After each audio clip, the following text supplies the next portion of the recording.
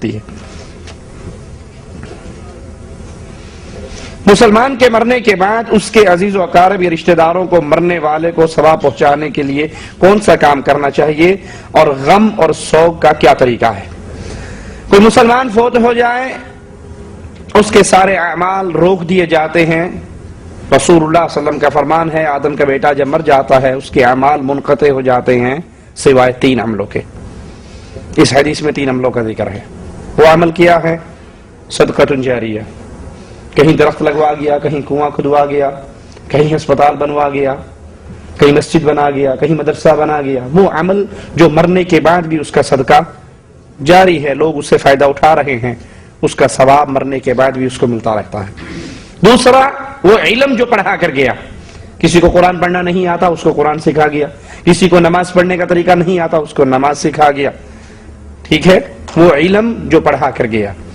اور تیسرا، ولد صالح یدعو لہ، نیک اولاد جو مرنے کے بعد باپ کے لیے دعائے خیر کرتی رہے۔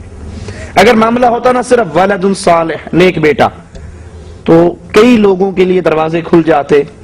وہ سمجھتے نیک بیٹا درویشوں کو بلا کر گھر میں ختم کروائے، قرآن خوانی کروائے، مولویوں کو اکٹھا کرے، دیگ چڑھائے، ان کا پیٹ بھرے اور ان کو بھیج دے۔ حدیث وضاحت کرتی ہے ولد صالح یدعو لہ، نیک بیٹا باپ کے لیے دعا کرے۔ ایک حدیث میں آتا ہے انسان جنت میں ہے، اس کے درجات بلند ہو جاتے ہیں۔ وہ کہتا ہے یا اللہ میرے پاس تو عمل کوئی نہیں، میں تو جنت میں ہوں، کوئی عمل تو نہیں کر رہا، یہ میرا درجہ کیوں بلند ہوا؟ اس کو جواب ملتا ہے تیری نیک اولاد تیرے لیے دعائیں کرتی ہے اور ان دعاؤں کی وجہ سے تیرے درجات بلند ہوتے ہیں۔ یہ جو ہمارے ہاں انڈیا پاکستان میں ایک سسٹم چلتا ہے ثواب پہنچانے کا، یہ بلٹی سسٹم مولویوں کے پیٹ تک جا کر رک جاتا ہے۔ مرنے والا مر گیا، اب اس کے لیے دیگ چل رہی ہے، اس کے لیے گٹھلیوں پہ آیت کریمہ پڑھا جا رہا ہے، اس کے لیے وہ آپ نے دیکھا ہوگا مدرسے کے مولوی کے پاس آتا ہے، گاڑی سے اترتا ہے اور کہتا ہے جی میری امی مر گئی، قرآن دے دو۔ ایک درویش اٹھتا ہے، ایک درویش سے قرآن مانگتا ہے، وہ کہتا ہے میں نے 2 پارے پڑھے، اس کو دے دیے، وہ 3 پارے پڑھ کے دیتا ہے، وہ سٹاک اکٹھا کر کے اسے ایک قرآن کی خوشخبری دیتا ہے، جی ایک قرآن آپ کو مل گیا۔ وہ اس کے بدلے میں 500 ریال دیتا ہے، 500 روپے دیتا ہے مولوی کی جیب میں، اور قرآن لے کے اپنی ماں کو بھیج دیتا ہے۔ یہ سب ڈرامہ ہے، یہ سب ڈرامہ ہے، یہ کھانے کا ڈھونگ ہے، یہ مولویوں کا بنایا ہوا معاملہ ہے، یہ میڈ ان انڈیا پاکستان مسئلہ ہے، یہ قرآن و حدیث کا مسئلہ نہیں ہے۔ قرآن و حدیث کے اندر جو اعمال رسول اللہ صلی اللہ علیہ وسلم سے ثابت ہیں وہ عمل کرنے چاہیے، دعائے خیر کرنی چاہیے۔ اگر یہ کھاتا ہوتا کہ یہاں سے پیچھے کوئی نماز پڑھ کے بھیجتا رہے، کوئی قرآن پڑھ کے بھیجتا رہے، تو امیر آدمی جیت جاتے، غریب مارا جاتا۔ امیر مرنے سے پہلے کسی مولوی کے نام 2-4 لاکھ روپے اس کے اکاؤنٹ میں ڈال جاتا کہ مولوی صاحب میں جا رہا ہوں، تو لگے رہنا پیچھے۔ جو انسان لیس للانسان الا ما سعى، انسان کو وہی ملے گا جو انسان خود کر کے گیا۔ غم اور سوگ کا کیا طریقہ ہے؟